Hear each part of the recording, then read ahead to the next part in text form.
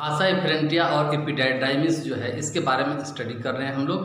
तो भाषा एफरेंटिया जो होता है वो 10 से 20 फाइन ट्यूबुल्स होता है जो रेटेटेस्टिस को एपिडाइमिस से कनेक्ट करता है।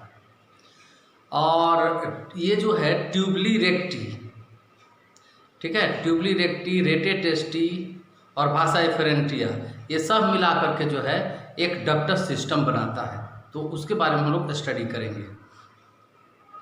तो देखिए ये सारा इन्फॉर्मेशन हमने ऑलरेडी व्हाइट बोर्ड पर लिख रखे हैं। तो देखिए ये 10 से 20 फाइन ट्यूबुल्स होता है जो रेटेटेस्टिस को कनेक्ट करता है, एपिडाइमिस के साथ कनेक्ट कर रहा है। इसके बाद देख रहे हैं कि इसके अंदर जो है क्या रहता है, सिलिएटेड एपिथेलियल होता है जो स्पर्मेटोजुआ को फ्लो कराता है, ट्रांसपोर्ट कराता है। इसके बाद देख रहे हैं कि ट्यूबली रेक्टी, ट्यूबली रेक्टी, रेटेटेस्टिस, भाषा एफरेंटिया ये सब जो है एक साथ मिल करके intra tubular genital ductus system बनाता है। तो intra testicular genital ductus system किससे बना होता है? तो ट्यूबली रेक्टी, रेटेटेस्टिस और भाषा एफरेंटिया ये तीनों मिल करके ये जो है सिस्टम को, डक्टस सिस्टम को बनाता है। इसके बाद हम एपिडिडाइमिस के बारे में देखते हैं। एपिडिडाइमिस जो है प्लूरल देखा जाए तो डक्टली एपिडिडाइमिस, या सिंगुलर में देखें तो डक्टस एपिडिडाइमिस कहते हैं इसको। अब हम लोग देखते हैं कि है क्या। तो बहुत लंबा सा नैरो कॉम्पैक्ट ट्यूबुल्स है, बहुत ही कॉम्पैक्ट ट्यूबुल्स है। देखिए क्या लिखा है कि it is long, narrow, highly coiled, बहुत ज़्यादा घुमावदार और कॉम्पैक्ट ट्यूबुल्स है। ये कहाँ होता है? तो अपर लोअर पोस्टेरियर है ना, पार्ट ऑफ टेस्टिस, टेस्टिस के पीछे रहता है ऊपर से नीचे तक। और इस एपिडाइमिस के कई पार्ट होते हैं, जैसे हेड होता है उसको कैपुट कहते हैं, टेल होता है, काउडल पार्ट कहते हैं, और बॉडी होता है। इसके बाद हम देखते हैं कि इसमें स्यूडो स्ट्रेटिफाइड एपिथेलियम होता है, स्यूडो स्ट्रेटिफाइड एपिथेलियम होता है। और ये स्यूडो स्ट्रेटिफाइड एपिथेलियम नरिशमेंट जो है सिक्रीट करता है फॉर स्पर्मेटोजुआ। स्पर्मेटोजुआ के लिए नरिशमेंट कौन सिक्रीट करता है? तो स्यूडो स्ट्रेटिफाइड एपिथेलियम। अब देखिए एपिडाइमिस जो है स्पर्म को स्टोर करता है, एक्टिवेट करता है, और इजैकुलेशन के समय पेरिस्टालसिस मूवमेंट के द्वारा, पेरिस्टाल्टिक मूवमेंट के द्वारा ये स्पर्म को बाहर पुश करता है। तो देखिए क्या लिखे हैं कि epididymis store sperm and pushing out during ejaculation by peristaltic movement के द्वारा जो है बाहर इसको फेंकता है। तो दो पार्ट हम लोग देखें, भाषा एफरेंटिया और एपिडाइमिस। तो इसका पिक ले लीजिए।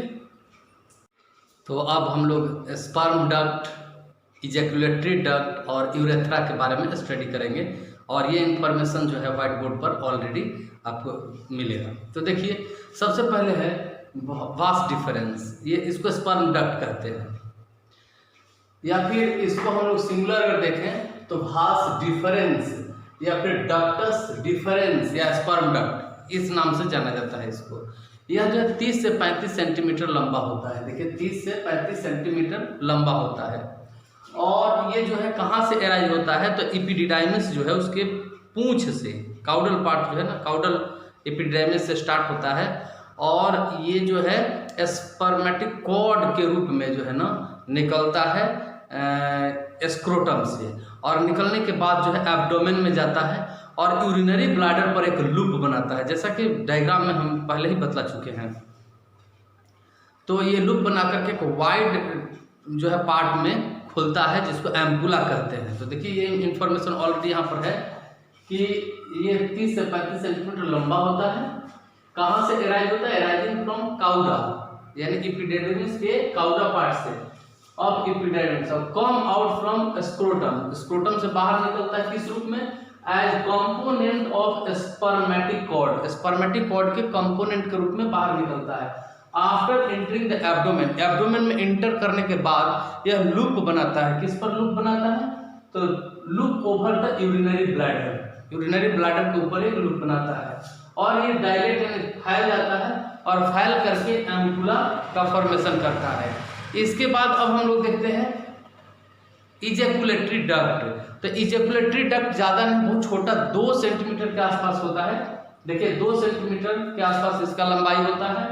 और ये कैसे बनता है, तो joining of sperm duct, sperm duct जो है और जो है duct of seminal vesicle, seminal vesicle का डक्ट, ये दोनों ज्वाइंट होकर के बनाता है इजेकुलेटरी डक्ट। और ये क्या इंटर करता है, तो प्रोस्टेट ग्लैंड में, प्रोस्टेट ग्लैंड में इंटर करता है and join the prostatic urethra, prostatic urethra के साथ जुड़ जाता है to produce single urinogenital duct, और एक यूरिनोजेनिटल डक्ट बनाता है।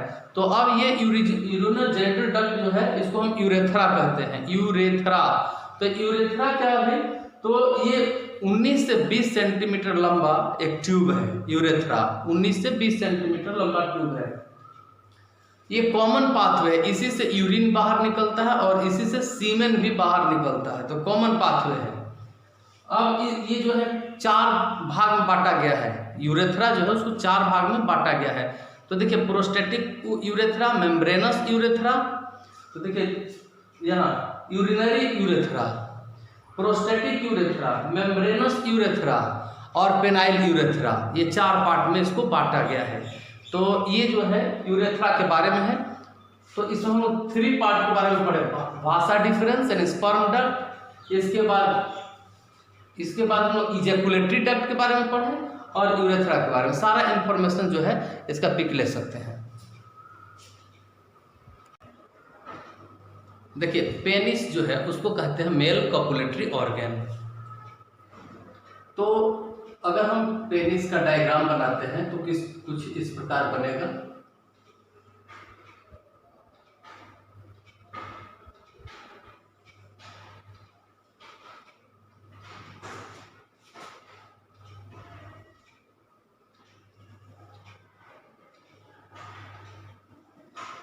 यहां से लेकर यहां तक इसको कहते हैं shaft of penis, shaft of penis कहते हैं। और ये स्वोलन पार्ट जो है इसको कहते हैं ग्लैंस पेनिस। और ये जो ओपनिंग है इसको कहते हैं यूरेथ्रल मैटस।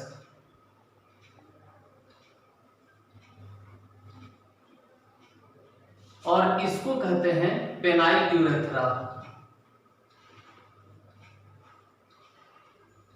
पेनाइल यूरेथ्रा कहते हैं।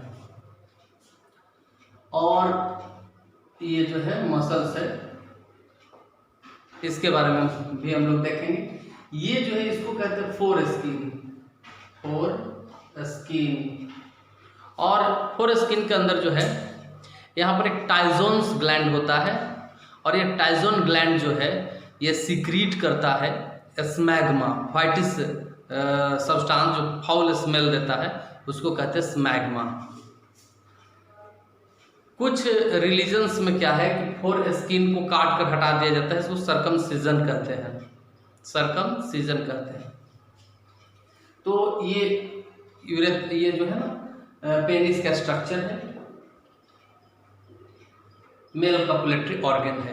इसमें कोई बोन्स वगैरह नहीं होता है, लेकिन हाँ रैबिट जो है उसमें बोन होता है और उस बोन को कहते हैं बैकुलम, उस बोन को बैकुलम कहते हैं।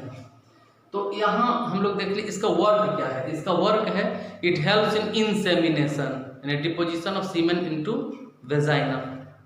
तो ये इस काम में हेल्प करता है। इसके बाद जो है अगर हम इसको कट करते हैं तो हम इस पार्ट को डोर्सल, ये डोर्सल हो गया और ये वेंट्रल हो गया। तो यहाँ वेंट्रल जो पार्ट है यहाँ पर कॉर्पस स्पॉन्जियोसम होता है, कॉर्पस स्पॉन्जियोसम, और यहाँ पर होता है corpus cavernosa, corpus cavernosa, corpus cavernosa होता है। ये कॉर्पस कैवर्नोसा ग्लैंस पेनिस तक नहीं जाता है और कॉर्पस स्पॉन्जियोसम जो है वो ग्लैंस पेनिस तक जाता है। और ग्लैंस पेनिस जो है ये कॉर्पस कैवर्नोसा वहाँ तक जाता है। इसके अंदर यानी कॉर्पस स्पॉन्जियोसम के अंदर ये यूरेथ्रा होता है, penile urethra, penile urethra, penile urethra. ये पेनाइल यूरेथ्रा किस में होता है? तो हम कहेंगे कि कॉर्पस स्पॉन्जियोसम में होता है। तो ये डोर्सल हो गया, तो ये वेंट्रल हो गया, वेंट्रल, दो सरफेस हो गया, और ये स्किन हो गया, स्किन हो गया। तो ये पेनिस का जो है ओवरऑल स्ट्रक्चर है, और जो है ये कोपुलेटरी ऑर्गन है, इट हेल्प्स इन इंसेमिनेशन। और ये जो लेवलिंग है इसको आप पिक ले सकते हैं इसका।